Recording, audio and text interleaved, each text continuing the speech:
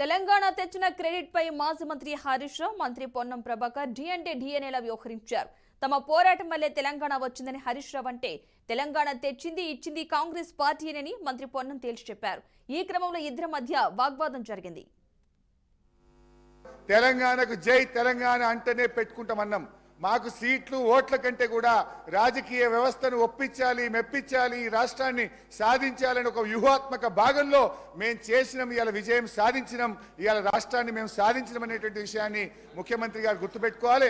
ముఖ్యమంత్రి గారు ఆయన వ్యక్తిగతంగా పదవుల కోసం ఆయన పార్టీలు మారింది తప్ప, మేము ఇతర రాజకీయ పార్టీలతో పొత్తు పెట్టుకుంటే తెలంగాణ కోసం మేము పెట్టుకున్నాం. అధ్యక్ష, జూబ్లీ హిల్స్ ఎమ్మెల్యే గారిని కూడా last 1 minute Jubilee hills MLA గారిని కూడా ఇవాళ అవమానపరిచినారు. జూబ్లీ హిల్స్ ప్రజలు, విజ్ఞులైనటువంటి ప్రజలు మా ఎమ్మెల్యే గోపీనాథ్ గారిని గెలిపిస్తే ఏదో ఎంఐఎం పోటీలో పెట్టడం వల్ల ఆయన గెలిచిండని జూబ్లీ హిల్స్ ప్రజల్ని అవమానపరిచే విధంగా సిద్దిపేట ప్రాంతానికి సంబంధించి వారు చెప్పినట్టుగా అది వాటర్ ప్రాజెక్టుదా ఇంకేదా ఆ డెఫినేషన్లో పోలేదు.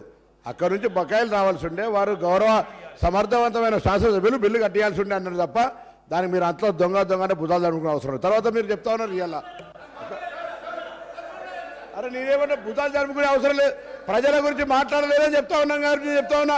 తర్వాత అధ్యక్ష ఇంకొక మాట, ఇలా తెలంగాణకు సంబంధించి చెప్తారు, తెలంగాణ కాంగ్రెస్ చేయకపోతే వాళ్ళు తెచ్చింది అధ్యక్ష.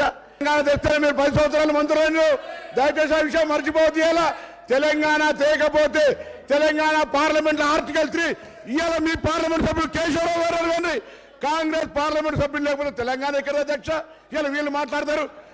ఆనాటి నాయకత్వం ఒకరని చెప్తానా, అన్పార్లమెంట్ అయితే తెలుగుతాం కానీ వీడికే ఏం రాకుండా పోయినా కూడా పార్లమెంట్ లో తెలంగాణ బిల్ పాస్ అయిపోతే రాకపోతుంది అధ్యక్ష.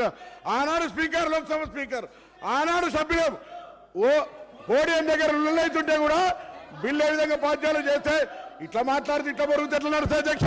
నేను అడుగుతా ఉన్నా, ఇలా బరాబరుగా కాంగ్రెస్ పార్టీ సోనియా గాంధీ గారి నాయకత్వంలో ఈ హౌస్ లో వాళ్ళ నాయకుడు చెప్పిండు, సోనియా గాంధీ లేకపోతే